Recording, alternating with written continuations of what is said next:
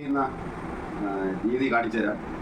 അതായത് ഇവിടെ കുറച്ച് ഭാഗത്ത് ഹോള് ഇല്ല, അത് മേൽഭാഗത്ത് വരണം. അതുപോലെ ഈ ഹോളുള്ള ഭാഗം പുറത്ത് വരണം. അതിനുശേഷം ഇതെടുക്കുക. ഇത് ബേസ് പ്ലേറ്റ് ആണ്. അതായത് ഇതിങ്ങനെ ഇവിടെ വയ്ക്കുക.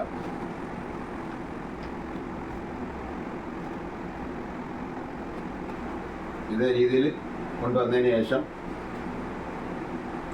നെട്ടുണ്ട് 3 എണ്ണം. ആ നെറ്റ് ഇവിടെ സെറ്റ് ചെയ്ത് കൊടുക്കുക.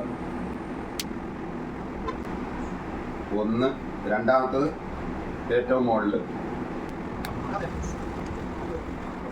മൂന്നാമത്തത് നടുക്ക് സെറ്റ് ചെയ്യുക. വഴി എയർപോർട്ട് സെറ്റിംഗ് ഓക്കെ. നിങ്ങളുടെ അഭിപ്രായങ്ങൾ കൂടി കമൻറ്റ് ചെയ്യുക. Okay, bye bye.